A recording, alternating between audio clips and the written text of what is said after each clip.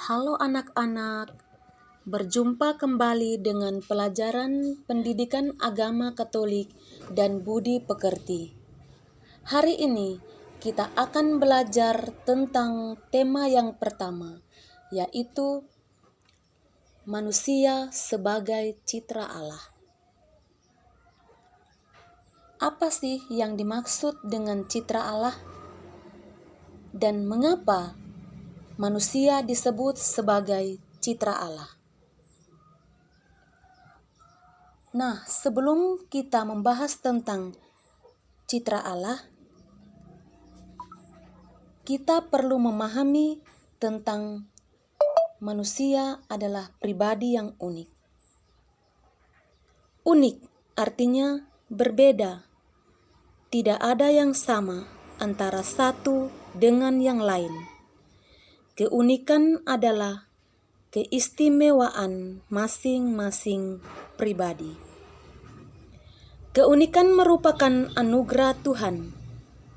Keunikan diri terdiri dari keunikan fisik, keunikan psikis atau sifat, keunikan bakat atau kemampuan, dan pengalaman hidup.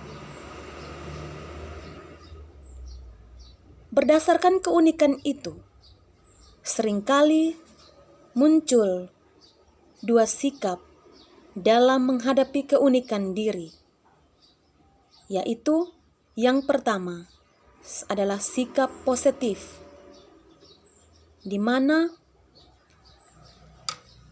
sikap menerima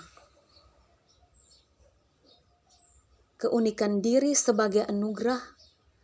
Ia bangga bahwa dirinya berbeda dan bersyukur bahwa apapun yang ada pada dirinya merupakan pemberian Tuhan yang baik adanya.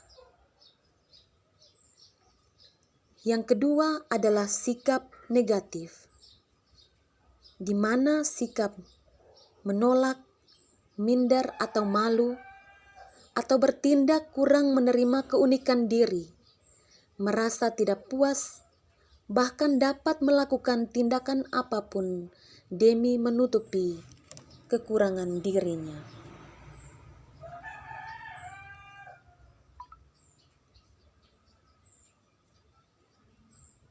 Yang berikut,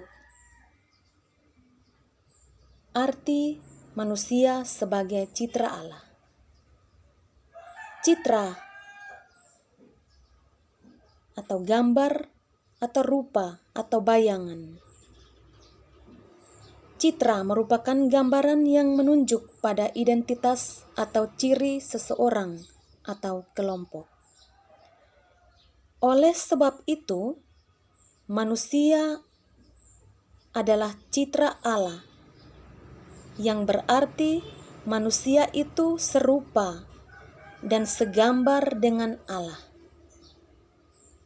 Ia memiliki kemiripan dengan Allah, maka manusia memiliki martabat yang luhur dibandingkan dengan makhluk ciptaan lainnya. Sebagai bukti bahwa manusia diciptakan sebagai citra Allah adalah dapat kita lihat pada kitab Kejadian bab 1 ayat 26 sampai dengan 28.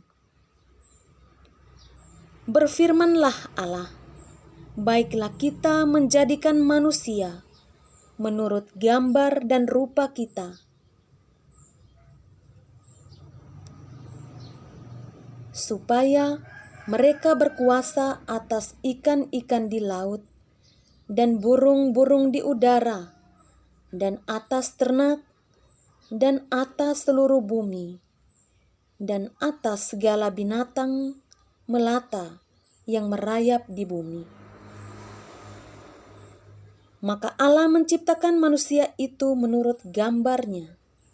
Menurut gambar Allah diciptakannya dia, laki-laki dan perempuan diciptakannya mereka. Allah memberkati mereka, lalu Allah berfirman kepada mereka, beranak cuculah dan bertambah banyak. Penuhilah bumi dan taklukkanlah itu. Berkuasalah atas ikan-ikan di laut dan burung-burung di udara, dan atas segala binatang yang merayap di bumi.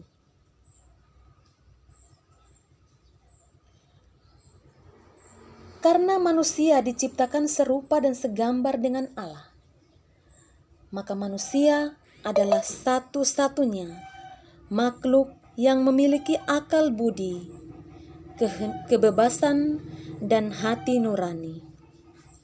Maka manusia memiliki keistimewaan dalam hal cipta, rasa, dan karsa. Manusia memiliki daya cipta, artinya dengan akal budi, manusia dapat menyadari dirinya sendiri, dengan dunia sekitar, bahkan dengan penciptanya. Dengan akal budinya itu, manusia dapat menciptakan sesuatu. Itu yang pertama. Yang kedua, manusia memiliki rasa, yang artinya manusia memiliki perasaan sehingga dapat merasa sedih, senang, cemas, khawatir, dan lain-lain.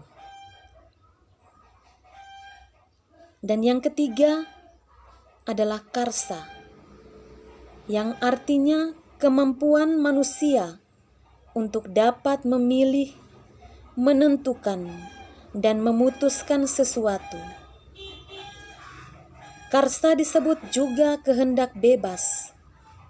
Dengan karsa, manusia dapat memilih mana yang baik dan mana yang buruk. Baik, anak-anak, sampai di sini dulu penjelasan tentang manusia sebagai citra Allah.